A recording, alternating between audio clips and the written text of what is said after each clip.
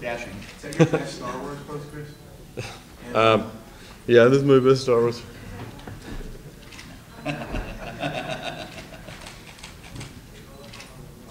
Maybe pull the lightsaber out of your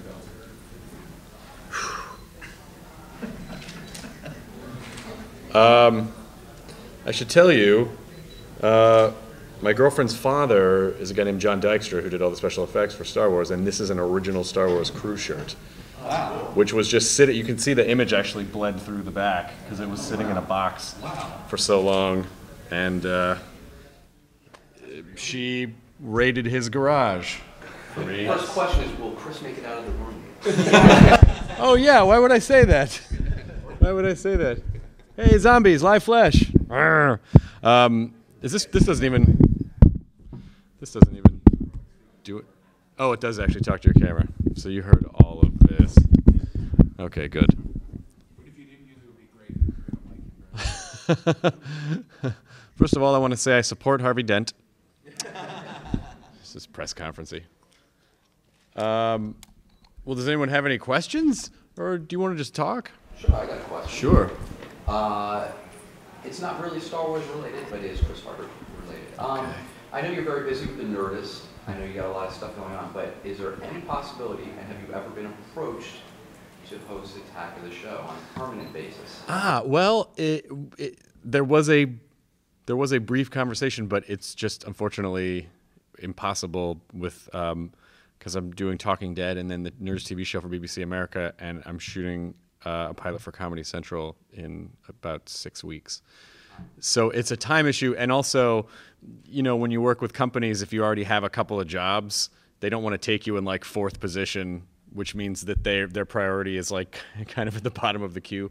And a show like I love Attack of the Show, and I always loved working on that show, but it's very time consuming because it's a 5-day-a-week show, so it makes it difficult to really do anything else. And but I loved working there so much, and I loved every time I got to guest host that show. And I think, it seems G4 is going through a bunch of changes anyway. So, I mean, I don't have any inside information, but I don't know exactly what Attack of the Show is going to look like next year. It might look the same or it might not, but I don't know. Now that Kevin's gone and Kevin really, I don't know how you follow Kevin on Attack of the Show.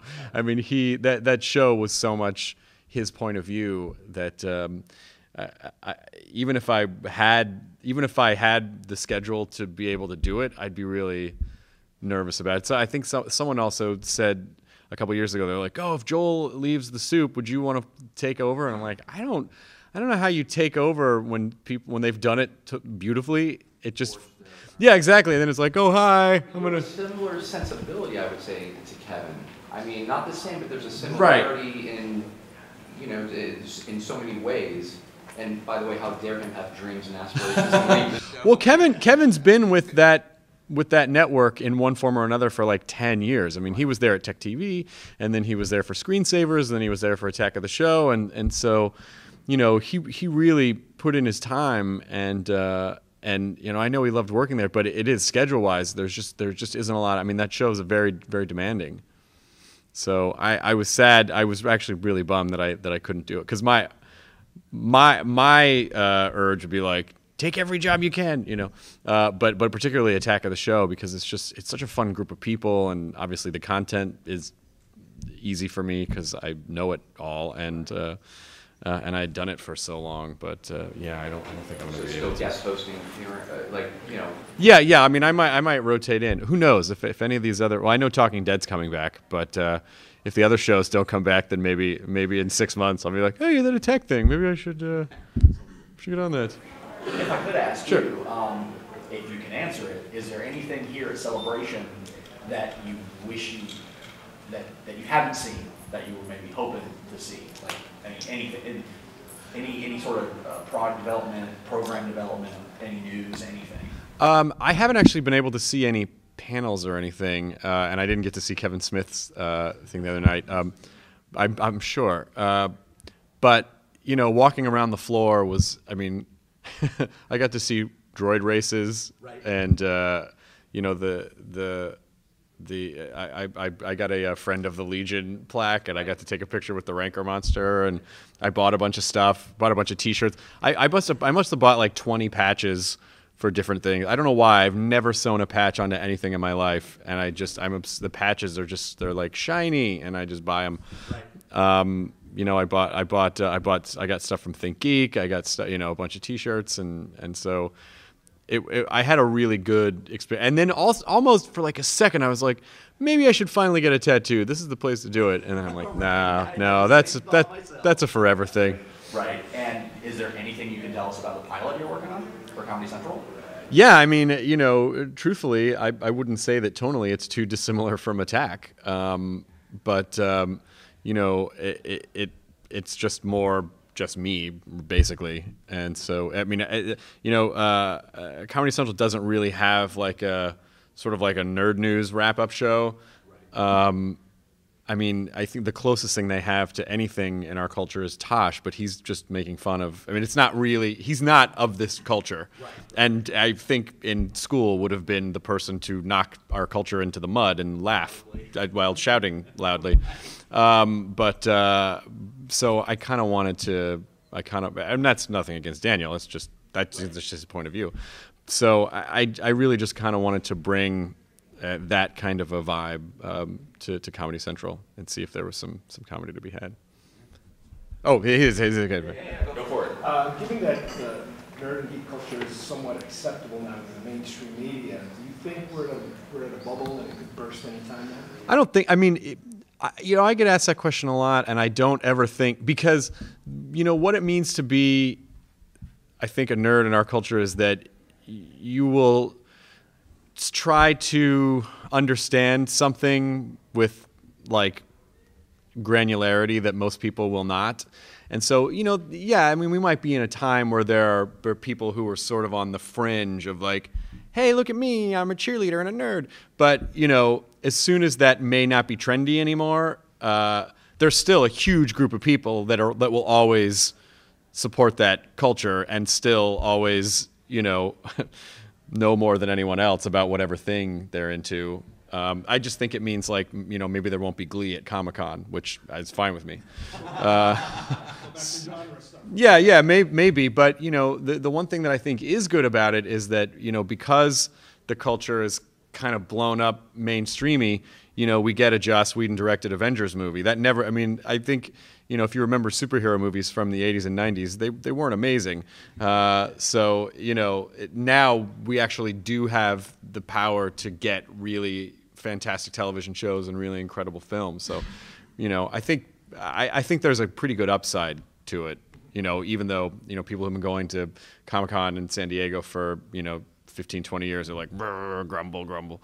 I remember when it was just comic books, you know, like, yeah, it was, but it was just comic books and no good comic book movies. So, you know, I don't think it's a terrible thing. I don't think the bubble will ever burst in that way, because there's a core group of nerds that just aren't going anywhere. Yes. A Star Wars question, back to it. You said your girlfriend's father did special effects? Yes. Tell us about him. John Dykstra, he's just a special effects overlord. No,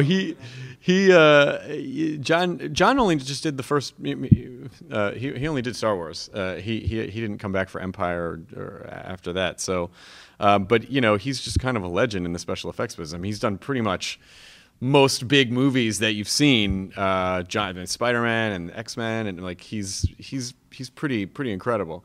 And fortunately, he just doesn't really care that much about crew shirts. Because I got this one, and then she also got me a Star Trek: The Motion Picture crew shirt. So it was a pretty good haul. Did you know what he did when you met her, or was she? I did. Yeah, no, of course I knew. And it's not why I went out with her, but it did. But you know, when you're making a list in your head of like check, big check, you know. You know, John's away working so much of the time. I mean, I've hung out with him several times, but you know, he travels so much working. Either he's in England or Vancouver or India or wherever. But he's a really cool guy, and we've had many conversations about I just kind of pick his brain about like the days of just practical effects, and you know, he gets really excited to talk about that stuff. Anybody else? How do you feel about practical effects not really being a part of the scene anymore? I think it's a shame, but I understand it from a film production standpoint that it's faster and easier to manipulate.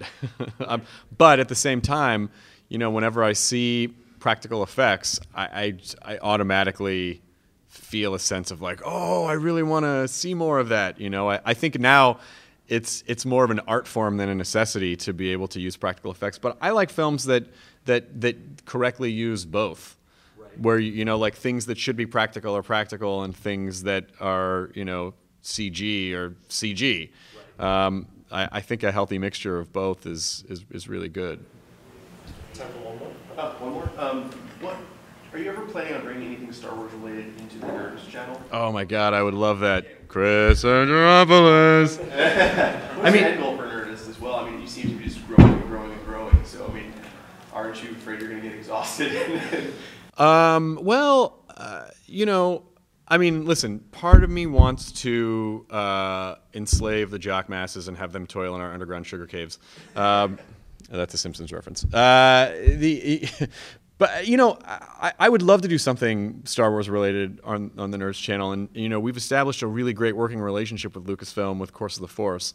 It went surprisingly smoothly for the first year, and it went really, really well. And we raised, you know, enough money to grant like 1,000 wishes for Make-A-Wish. And so, you know, hopefully we'll be able to go even bigger with it next year. And just, you know, between Celebration and Course of the Force, working with these guys has been so much fun and such a dream that we'll always try to figure out ways to work together. And I get the sense that the feeling is mutual. So we will continue to try. I think it's just a question of, can we find something that makes sense for everyone?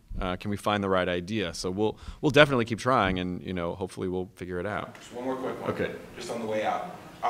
Kevin Smith was talking the other night about how deep his Star Wars roots were to his childhood. Sure. Can you talk to your roots and whatnot? Yeah. I think I blogged this for StarWars.com. I saw Star Wars in the theater. I'm old enough to have seen that. I remember it so clearly. My dad and I dropped my mom off at the airport to go visit. She was going to go visit my grandparents, and we went straight to the theater, and we saw Star Wars. And I remember standing on the seat of the theater seat because I was tiny, and just, you know, like seeing Luke and Leia swing across everything about it. It took me weeks to process it as a little kid, and then I had every action figure. I still feel like R5D4 gets a bum rap. Like he almost I view it almost like it's a documentary. Like he was almost the droid, and it didn't work out. And if you read any of the wiki, like Wikipedia or any of you find out that his personality that's been assigned to him is that he's just sort of this like jealous, always almost makes it kind of a droid, and it just made that scene even funnier to me in retrospect. But I mean, I had every Star Wars toy, I saw every film numerous times, so. Yeah, I mean, it's just as much the same as Kevin. It's just such a part of my DNA, and got me into, you know, this whole world of sci-fi fantasy from the earliest ages. So, cool. Thank you. Fantastic. Thank you for your time. Thank you, guys and ladies.